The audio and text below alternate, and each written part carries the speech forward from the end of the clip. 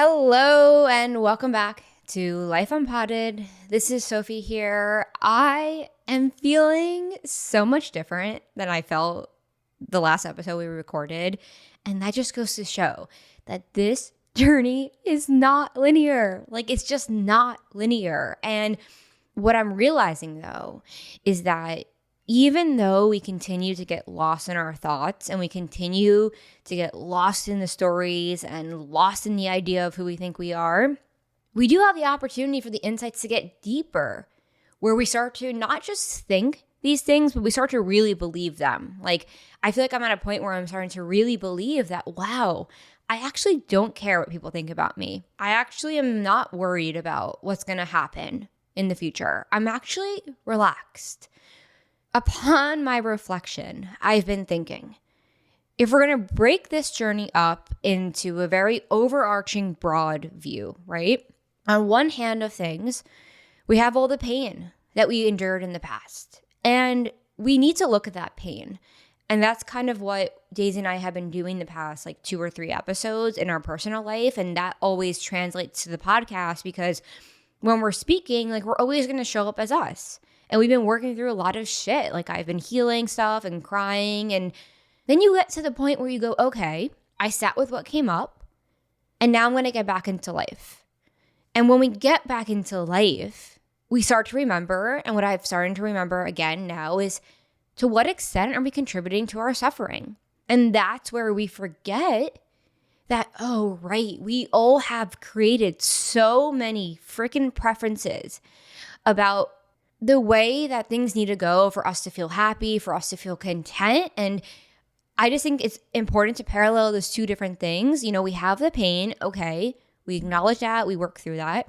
The other side of this conversation, probably existing at the same time because it's not really about one or the other. They exist in tandem, like everything in reality does. It's about recognizing, okay, I have control over my experience in this lifetime.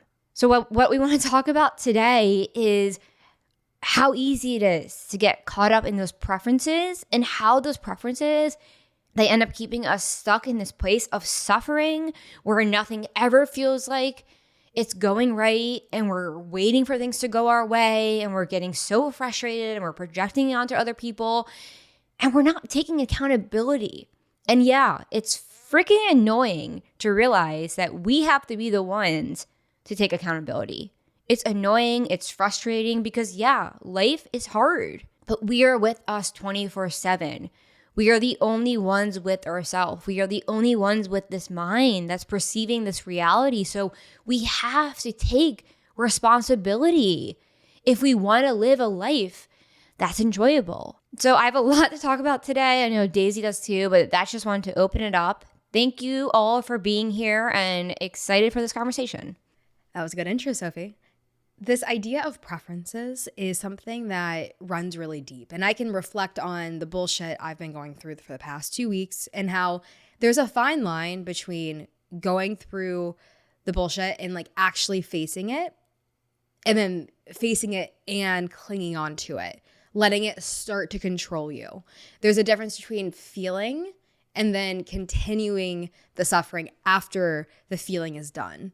And I feel that that's what I've found myself in bringing this back to preferences. It's well, my preference was I'm going to expect everyone else to be a certain way. I'm falling deeply back into I was falling deeply back into these patterns of controlling others, of thinking it was someone else who did something to upset me. It was something someone else did that made me angry. And God, it's a slippery slope because it gets you really bad, because then you start to believe that you have no control over everything. You put that shit straight into gear and your mind starts controlling you and leading you through things. And the reality is, coming out of that is really painful and difficult, but it's reality. You have to know when to give yourself tough love, to say, stop dwelling over this. There's a difference between having compassion for yourself, and then there's a difference between taking advantage of that and letting it become a preference that guides entirely you. Oh, yeah. Like, I'm just going to give an example of what happened the other day because I think this perfectly explains what we're talking about. So, I had a doctor's appointment that I had scheduled, and I go to the doctor. And because I'm living on savings and we're working for ourselves, I bought my insurance off the exchange. So, when you do that, it's a more complicated plan and they kind of micromanage, and you need a referral to see a specialist. So I get to the doctor, and the insurance had told me on the phone that I was fine and whatever. So I get there and they're like, wait, did you confirm that you don't need a referral? And I was like, yeah, my insurance told me this. Okay. So basically, I end up having to call back insurance and wait on the phone and wait on hold and like do all this stuff.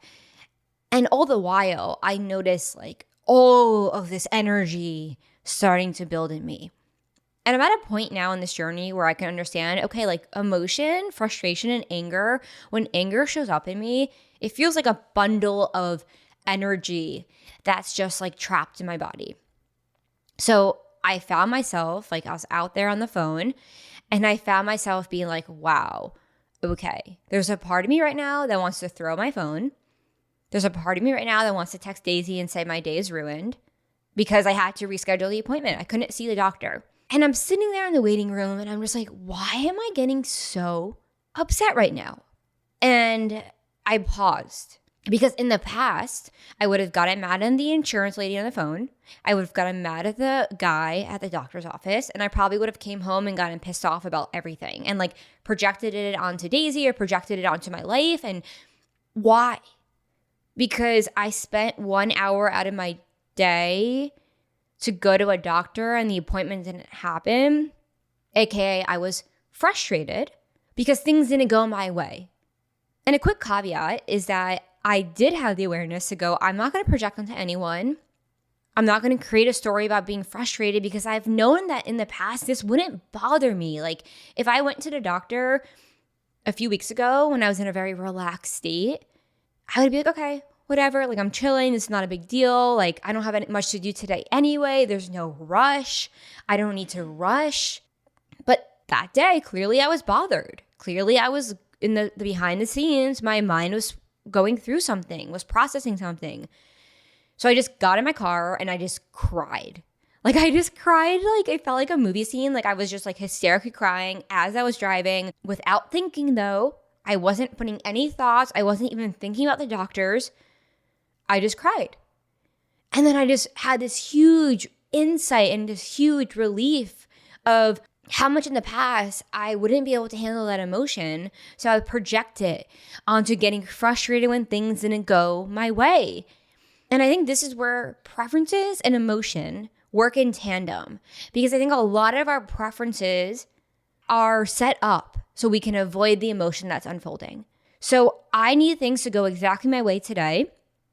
I need to wake up and we have to podcast exactly at 10 o'clock. And if we podcast at 10:01, I'm going to be mad. These preferences drive us crazy and take us out of the moment. These preferences make us mad. Not like mad, angry, but like freaking crazy. These preferences drive us crazy. And I can certainly relate because I was driving today to go drop our car off somewhere 5 minutes away to get fixed. And I got stopped by a train. And I was observing. I was like, I'm going to be like 8 minutes late to this appointment. Why does that make me so uncomfortable? Why do I have such a strong preference to be there on time? Even if I'm a minute or two late, why am I already thinking, I'm going to tell them I was stopped by a train and apologize and say, I'm so sorry I was late. Why is that preference so strong? And I started to think this and I was like, well, what if they're busy? And what if actually giving this 8-minute break between me getting there on time is allowing them to start their mornings like how they actually want to start them, by not having customers? But it's interesting because I was thinking about my image so much, all about me. Like that was the problem. I was thinking about me. Because at first I was like, oh, I'll feel bad. But it's like, but who says that's the right way to be, to always be on time? And I don't know if that's out there, but I think I'm taking it from the point of, why are we so anxious to be late? Because what does that say about us? The same way you had the preference that you didn't want to reschedule this because everything will be ruined if you have to reschedule this.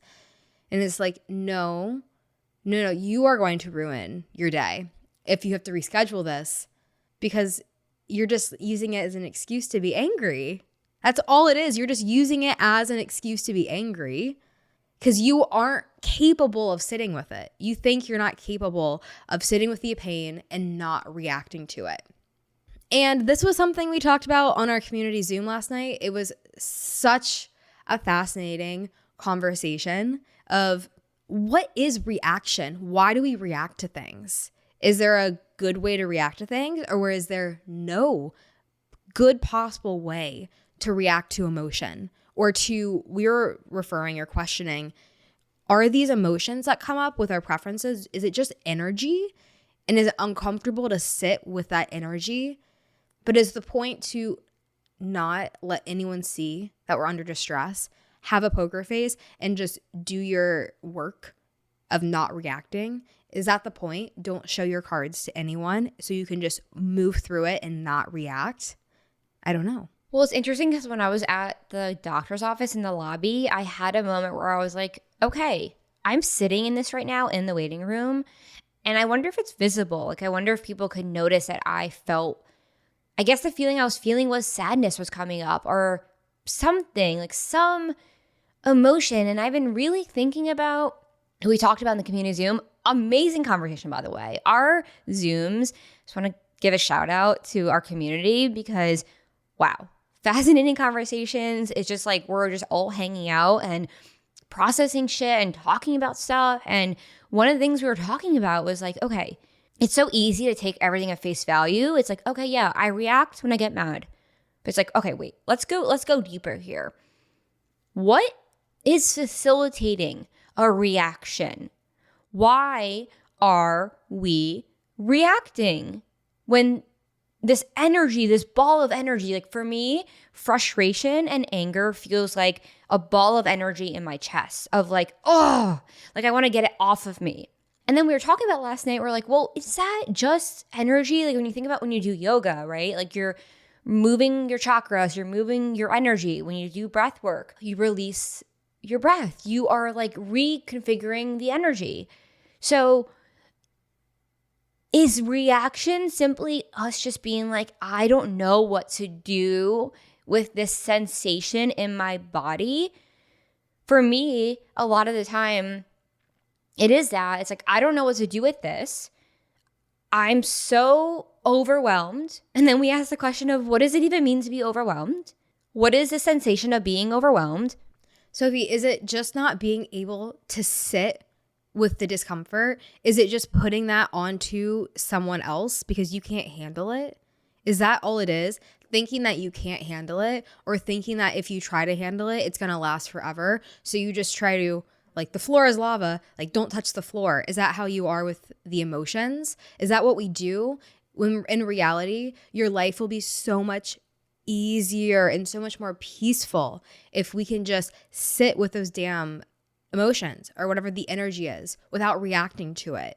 It comes to a point where I even noticed you saying like, well, I was sad. Well, it's like, it gets to a point where it doesn't matter. I think there's a time and a place where it matters. And then there's a place where it doesn't. And I don't want that to sound harsh. I think that there is a time and place to say that you feel sad and to feel it and to go through it. But then a day goes by, 2 days goes by. And for you to be like, yeah, I was so sad. Like, does that help? No. That is only bringing it back up and giving you an excuse. It feeds these emotions. It's like rip the plug, rip the cord, just stop. Stop thinking about it. Move on. And it will find you again, but the time is not now for it to find you. And I'm talking to myself. It's not, the work is to not comment on it. The work is just to experience it without naming it, to just go through it, not needing to give a reason as to why you don't feel good. It's just to experience it and go on. Okay, exactly. And this is why I didn't text you the other day when I was at the doctor. I didn't even tell you this happened. Because I was like, why am I going to feed this? Like, think about When something happened so much in the past, I would be like, oh, I'm so annoyed. So I have to text everybody I know and tell them what just happened. Oh, like this person, this happened. Why? Why do we do that? Because we want validation. We want people to recognize our suffering and say, yeah, you are suffering. And I feel bad for you. I feel so bad for you, Sophie. Your doctor appointment was canceled. That sucks. What the hell? Like, why are we so self-absorbed? Like, we live in this little bubble of me, me, me, me, me. Meanwhile, who knows how my appointment getting canceled, exactly like you're saying about you getting to the car place, how that impacted the collective, how that might have impacted the doctor who was seeing me. Maybe she was having a bad day. Maybe that was a great break and she can go have her lunch break because my appointment was canceled. It's like when we're so hyper-focused on me and we're so hyper-focused on ourselves. Like, it's crazy. Like, I've been realizing recently, I've spent so much of my life being so selfish, living in a selfish state.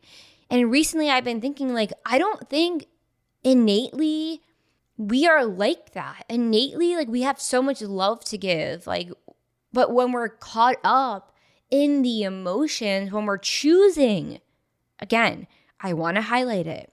And this can be so annoying to hear, but we are always making a choice of to what extent do we want to suffer. We are the ones who choose suffering. And we go through this world of like, oh, I don't know why this isn't working. I don't know why my life's like this. I don't know why nothing will work out. I don't know why I'm feeling so stressed all the time. I don't know why I'm doing all these things, why life is just hard. And it's like, well, what are the stories you're believing? Well, I have a crazy experience on this topic. Last night when we entered the community Zoom, I noticed how I looked was a certain way. I was like, God damn, I look tired and I look just I just don't look happy. And we had taken a little bit of edible before this. And then towards the end of the conversation, it was probably like an hour and a half conversation, I caught a glimpse of myself and I was like, what the hell? I look like a different person. I also recognized that I got out of my head, I got into the conversation, and I wasn't thinking about myself. So it was funny because I ran over to Sophie after, and I was like, let's pull up the recording. I want to compare how I look. And she was like, oh my gosh, I noticed that you started to look different too. And this is the whole thing of aging that I was thinking about. It's like, do you really need to have a skincare routine? Do you need to eat super clean? All of these things are extremes. Can't you just have stuff in moderation? And then the real reason you're aging is because it's not how you look, it's who's in you. What's your soul? That is going to reflect upon your face, your body, more than any skincare or any clothing could, or any way you can manipulate your body through a workout. It's like just being able to fully be here. That's the most beautiful thing you can be, because it's not about how you look. It's about something that is contagious within you that is absolutely beautiful. And that was what I experienced last night. I really was like, whoa, I let go of thinking about myself. And it was an amazing experience. It was so fun. And we went on to have like such an engaged evening, just like so relaxed. We were like, we haven't been this relaxed in a long, like months is what it felt like. And I just bring this up because we let go of the preferences.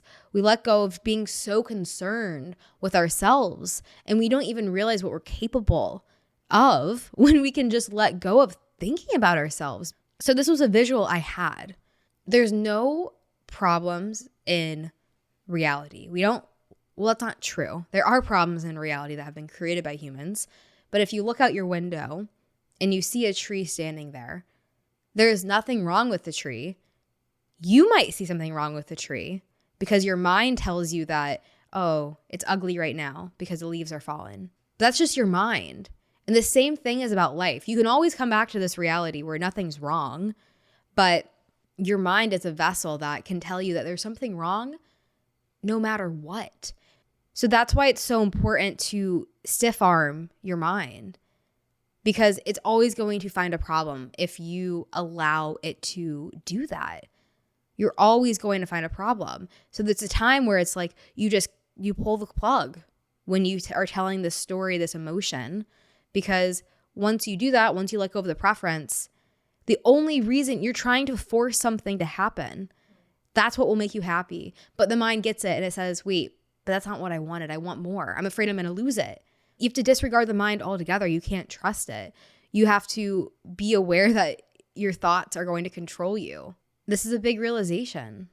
Again, I've gone so in to the mind, and you see how it can control you so deeply. The preferences can control you so deeply, and it's scary because you feel like you can't get out of it. But that's the mind telling you that you can't get out of it. I'm telling you, Michael Singer changed my life. When I listen to his stuff and he just like makes fun of you for being miserable and suffering, because it's like you are perpetuating it. And it's hard to hear that, but as soon as you can accept that, that's where it begins to feel better. Life's not meant to be comfortable. And it's like we're saying this because I'm 30 years old and Daisy's 28, and I have spent the past 5, 6, 7, 8, 9, 10 years. I think it really started when I graduated college and went to law school and was like in adulthood. Maybe when I started working, really, of feeling miserable. Like I felt miserable all the time. I felt like nothing was good enough. I was always rushing to the next thing. I couldn't just slow down and literally have a conversation with the person in front of me without thinking about, what are they thinking about me? Oh, I have to do this. Oh, I have to do my homework when I get home. It's just like, I was never here. So it's like, yeah, it might feel good. You might think it feels good to complain. You might think it feels good to react. You might think, oh, but it feels good to talk about how bad things are going in my life. But I'm here to tell you that I did that for a large part of my life. And guess where it got me? To the same freaking place. You're spinning in circles your entire life. You will spend your entire life. You will spend your entire life doing that until the day that you die. Like, I just want to make that clear, because who's going to come there and save you? No one's saving you. No one saved me. No one saved Daisy. We had to save ourselves. And that is so hard. And of course, I want to have sympathy and empathy to the experiences that we all go through in our childhood and early adulthood, and that make it so hard for us. Things that we didn't ask for. No one asked for parents who don't know how to regulate their emotions, okay? We were all born into this shit. But it comes to a point where we have to take accountability. So yeah, if I was to react that my appointment got changed, I would have felt miserable the rest of the day. But instead, I just felt the feeling that was coming up. The feeling that led to me creating a story of it's the doctor, it's the appointment. Because guess what? Like, when I ended up actually just sitting with it and crying, I forgot my appointment got canceled. I haven't thought about it since. Like, I literally have not thought about it since. So what does that show? The things that we think are implicating our life, it's never that. It's not your partner. It's not your job. It's not where you live. It's not the kitchen being dirty. Like last night, we were like, okay, we're not cleaning the kitchen. We've been obsessively cleaning it every single night. And this all started because we went to eat dinner. And I was like, wait a minute. We never eat dinner together. Like, we're just eating fast and like to get to the next thing. I'll sit on the couch so we can relax. Oh yeah, great. Let me eat really, really fast so I can go sit on the couch the rest of the night. Like, when we're always rushing to the next thing, we're letting external things control us. So we said, screw it. Leave the kitchen dirty. We're going to bake 6 cookies. We're going to eat them. And guess what? I feel fine today. And there would have been a time where I was like, oh, like the cookies are like the reason the next day I feel so shitty. And it's like, wow. When we're so disconnected from ourselves, we will find every single reason in the world to point to and say, that's the reason why I feel this way. Instead of flipping the finger and going, you're the reason why. I'm the reason why I'm feeling this way. It's all us. As you're saying all this, I'm just realizing how hard this journey is. I think what comes next from letting go of preferences, or not letting go of them, but just sitting with them not being how you want them to be and just being okay with that, is changing the way you see yourself. It's letting go of the comforts that you can attach yourself to, of who you are, of who you've always been. And that's a scary one to let go of. Like my preferences, like something that I've been thinking a lot about is the way that I present myself. I always thought my preference was to wear tighter things, to show my body, to look feminine, to look a certain way, I was given this, so I should play the part of how I think I should look. And I've just been questioning that, because am I hurting myself by doing that? Am I putting myself into a role by doing that? I don't know. I'm trying to figure this out, and I'm really questioning, do I like wearing leggings? Do I like revealing my body in that way to reduce myself down to how small can I make myself? Like, is this what is at the core of like wearing tight clothes, is if you are smaller, you are better, and your value comes from being small? And that has been something that has driven me for so many years. So it's just something that I'm having a hard time letting go of, because yeah, the way you're conditioned in society, if you're a cute, pretty girl, you're going to get better treatment. Or that's what I was told growing up. That's what I was shown on TV growing up. That's what I witnessed, what I heard from adults growing up. So it can be hard to let go of something that you think will benefit you, but at the end of the day, is that even you? Or are you just playing a role because the shoe fits? This really has me thinking, like, the reason why it's so important to let go of our preferences and to become aware of them, because it's almost like this outer force that's controlling us that isn't us. And we have to recognize that the things that we think we want may not actually be what we deep down want. Like what our heart wants, what like truly deep down you really want. And what we've been seeing on this journey is that like it takes time to figure out what that is, because it takes time to learn and to feel valued beyond external things, to wake up in the morning with a sense of love in your chest for yourself and for the world. And it's pretty damn clear, in my opinion, from doing all this investigation and work on myself, that we didn't receive proper emotional care as children. We were never taught how to regulate our emotions. We weren't taught what it means to feel whole and to feel loved. Instead, the society that we have built is created so that when you're in high school, there's cliques and there's a popular group. And you're starting from such a young age to look out there and say, my value comes from what designer bag I'm wearing, or what sneakers do I have, or my value comes from how attractive are my friends, or who am I spending time with. And you don't ever learn, and you keep following that because you graduate, you go to college, if you go to college, and then you go to the working world, and my value, we just upgrade a level. My value comes from my paycheck, right? And it's like, what you don't realize is that you're empty on the inside. You're in deep pain on the inside and deep hurt on the inside. So yeah, of course it's going to take time to relearn that we're whole, that we're inherently whole beings, because we've created so many mechanisms that all we are trying to do, like when I got so frustrated when my appointment was late, probably because I felt hurt.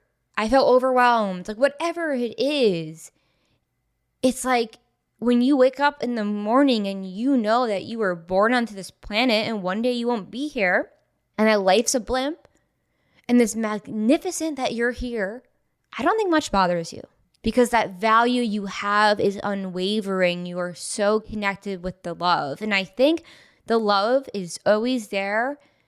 You can access it. Anyone can access it right now. It's not something we have to go find. And this is what we don't understand. We don't buy love. We don't wear love through the makeup we have on, through the clothes we have on, through how much is in our bank account. Inner peace, inner contentment, inner happiness, inner bliss is inner. It's within. And we have a bunch of people on this planet running with their heads chopped off because no one told them, hey, you can slow down. You don't have to rush today. Like, it's okay. You're okay. Like, I feel like we're all just like children who need a hug, who need to be seen, who we just need to be seen by someone to say, hey, it's okay, you know? So, yeah, this is real. This is real shit. And it matters. And it's so important because I look at like my parents who are in their 60s and they still don't get it, that they're whole. They still don't know. Well, it's painful to accept that you're whole, or at least that's my experience with it, because we're unveiling conditionings of what people told us we should do. And in a world where we've gained our value from those things, it can be scary to let it go, because once you let it go, you're naked. You don't know what you're going to experience because you've always had that safety net, whatever it is. For me, maybe it's how I've looked, but maybe I realize that's holding me back from just existing. Maybe I'm too heavily invested in that. Why do you think it's painful to feel whole? Because in ways you have to let go of thinking about yourself. And I think thinking about ourselves can be worn like an armor. We think that it's protecting us, when in reality it's creating our suffering. So I think that it's scary to let go of the things that we know, but it's also letting go of the things that we know that frees us to not be bound to living life through those perspectives. And that's what frees us to actually be here and see this moment as it is, versus seeing this moment through the lens of who you always thought that you were.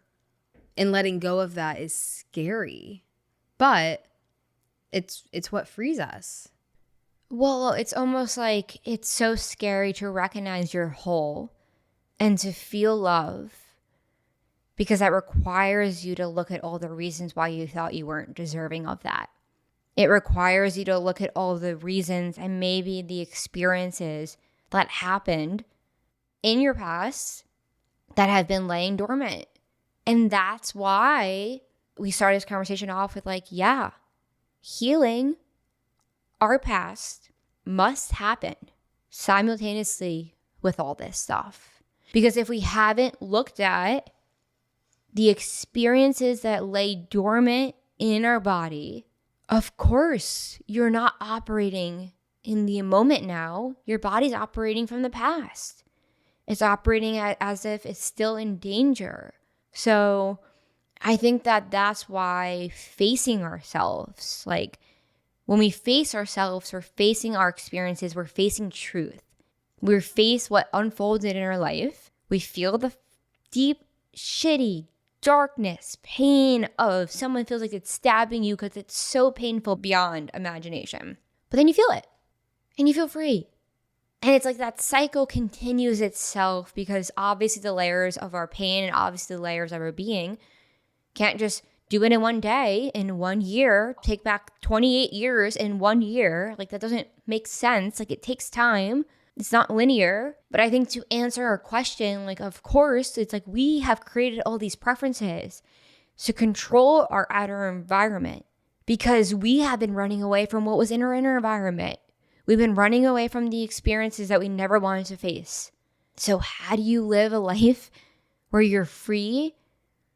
You face the shit that you have been running on 60 miles per hour your whole life trying to get away from. And I'm here to say that I have been actively facing it. And it's just not, it's scary, it's painful, but you just kind of get used to it. You get used to feeling the pain. And it took another muscle you're flexing. What once was such deep darkness that you couldn't even look at, you realize, oh, right. On top of the pain, I also built this huge block of resistance. So when I'm feeling that feeling of awfulness, a lot of it is also this feeling of, I don't want to feel this. I don't want this to be true. I don't want to accept this. I don't. But when you say, okay, I accepted, this is what happened. I'm looking at it. I'm peeling back the curtain. That's when we live in truth. And I think that's when we can live in now, because we're no longer being guided by the past. We're being guided by the moment. And for many of us, that's a state of nothing's wrong in front of us in this current moment. Well, it feels like there's nothing more important or valuable than living in truth, because we can get distracted thinking that things will make us happy, or how we look by contorting ourselves will make us happy. But it's at the end of our lives where we're stripped of everything. It's like, how do you look? Not how do you look, but how do your eyes look? Is there something alive in you? I think the reality is there's something that dies in us for most of our lives if we aren't actively living. It's easy to not actively live, to just get caught up in the cycle of our mind, to go through the motions, to not grow, to stop growing. And this can be hard to recognize at times if we've created a quote unquote successful lifestyle financially, because that's what at the end of the day I think our society values more than anything else. But I am actively reminding myself that that is just a byproduct of living. That is not the core of living.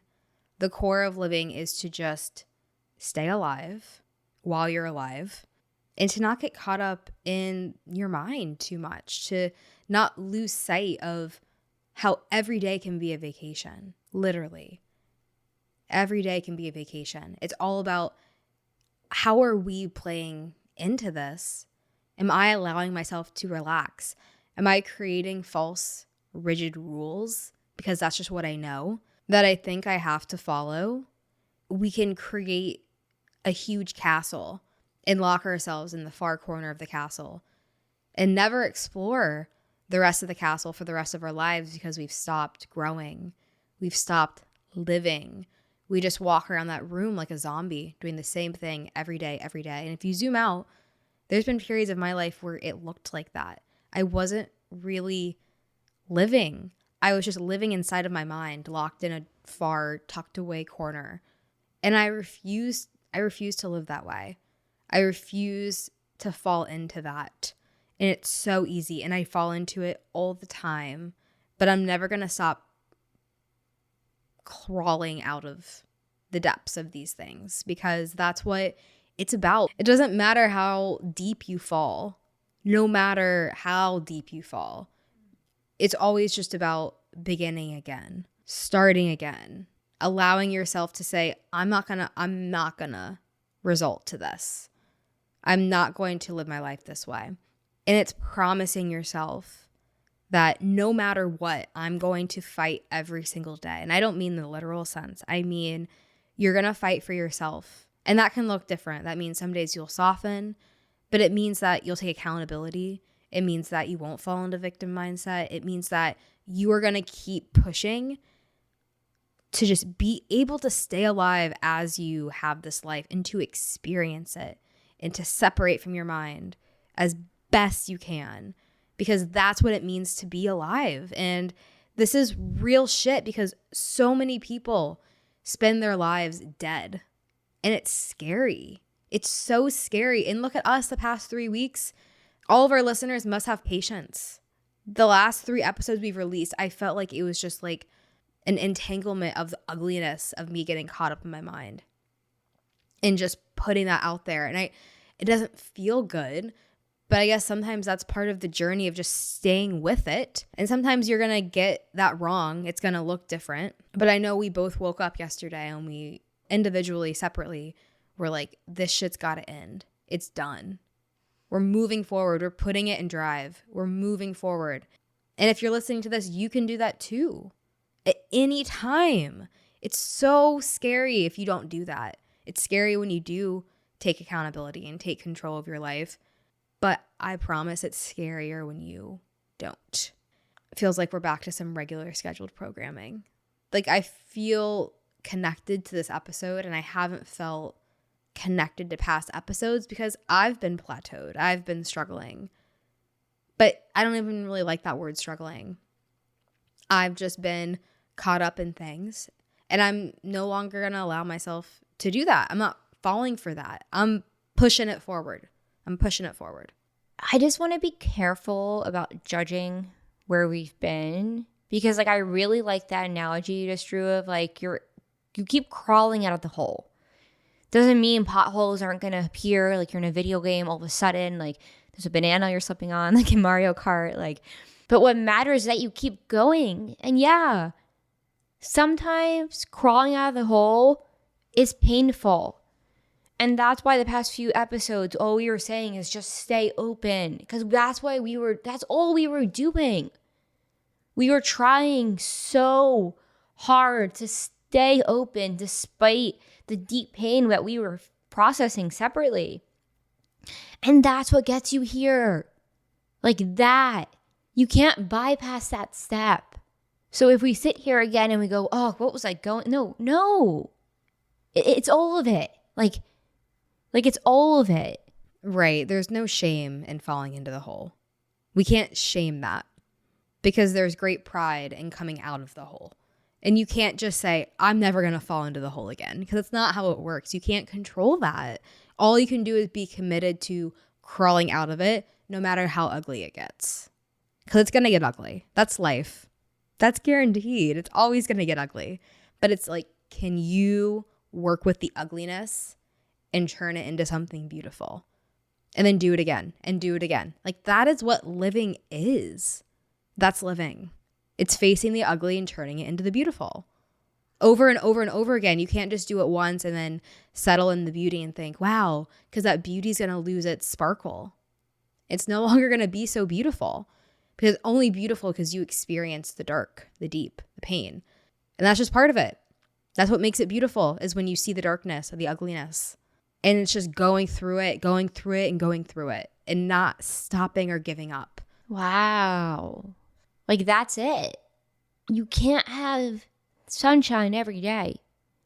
And you have to know that when it's cloudy, it doesn't mean anything about who you are. It's a passing by. It's an experience passing by, and that's all this life is. It's moment to moment, passing by, experience, fleeting, getting lost in the feeling, feeling the feeling. We can't bypass sadness. It's not like I'll never feel sadness again. I'll never not feel grief again. Yeah, I will feel those things. And yeah, we will get up on these mics when we are feeling those things and we'll just be honest and we'll be open. And we're not going to judge. I'm not judging an episode thinking it's not perfect because that is the valuable insight to just show up no matter where you're at. Going back to it, it's not about us. We've built a catalog of different episodes you can go to based off what you're feeling. And maybe we go back and catalog them by in the ugliness, coming out of the ugliness, coming out of the trenches. It's not about us. We look to each episode thinking, was that good? Was that good? Do you mean, oh, does this reflect me positively? Does this reflect me highly that I look like I know what I'm talking about? and I'm someone who's an expert, so I should always be consistent. But it's like, we're not trying to be that. We're just showing the realities. We're showing up every day or twice a week. In our personal lives, we're trying to show up every day to break this fucking cycle. But this cycle is never broken. It's just we keep going, and that's what I hope comes through. If you are a regular listener, it's like we are just trying to get through this shit so we can enjoy life. And sometimes that looks ugly, and it's not enjoyable, and it's depressing. But hopefully that is just validating to others who are going through that. And then to watch that you can pull yourself out of that darkness, out of that ugliness, because you can, because we're doing it. And if I can do it, anyone can do it. If you can do it, anyone else can do it. It's part of the experience. And it's never getting to a place where you're not doing that. It just gets shorter and quicker, but it's always going to happen. It's always going to happen. And there is pride in that. Knowing that you are going to walk through the grass when it's growing over your head and you're just trying to get through and it's uncomfortable, but you're doing it. That's what matters. Waking up every day and not just going on autopilot, letting your thoughts control you. It's facing it. And this really does impact how you look. You can look at someone's face and see, are they in their head? Are they unhappy? You can take two people just after that experience on that Zoom last night. It was so crazy to me to see me before and after. You look so different. Aging is a hoax. The beauty industry is a hoax. The fashion industry in ways is a hoax outside of self-expression. Same everything. Self-expression is great, but you don't need any of this stuff because it's not where your beauty comes from. Your beauty comes from within. What's your internal world? Are you having fun? Are you relaxed? And this is the phase where we enter. We're relaxed. So the next episodes are going to be pretty damn relaxed. Maybe we'll take some edible gummies and do that because I'm over the stigma. Last night we took 5 milligrams of edibles and it really helped us. I'm not going to say it was only the edibles. It was us at the end of the day that allowed ourselves to relax, but it facilitated something really helpful. So we're breaking that stigma. So, wow. I feel like I am talking to myself and everyone all the same. And I just feel really grateful because this was a conversation that was really, really, really helpful for me. Like, I feel like this has been like 3 months in the making. Just being able to express this, allowing myself to express this, I feel like I've been saying I can't process, I can't do this, I can't do that. But it's like Sophie loves to say, it's not that you can't process, it's that you're not processing. Right? It's like, I can't sleep. No, you're just not sleeping. I can't focus. No, you're just not. You're just not focusing. Wow. Yeah, this is awesome. I agree about normalizing cannabis usage. Like, come on. Like, it grows from the earth, guys. Like, whatever president put it on the war on drugs movement. Like, well, this is an awesome conversation. I'm curious to listen back to last week's episode and just kind of see what we were saying. And I think this is really just giving me bigger picture context of like, it's always happening. We're always going to have to go through it and we're going to have clarity. And yeah, you just trudging through the grass and you go, oh, I'm going to see the blue sky in about a few minutes. I don't need to worry about much. Everything is fleeting.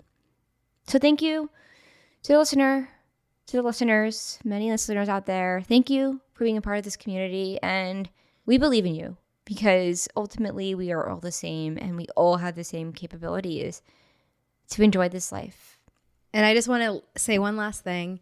This feeling that I have is why we do this podcast, because everyone can have this feeling of relaxation, inspiration, excitement, connectedness, wholeness, collectiveness. So it's a really exciting journey. I appreciate all of you for being a part of it.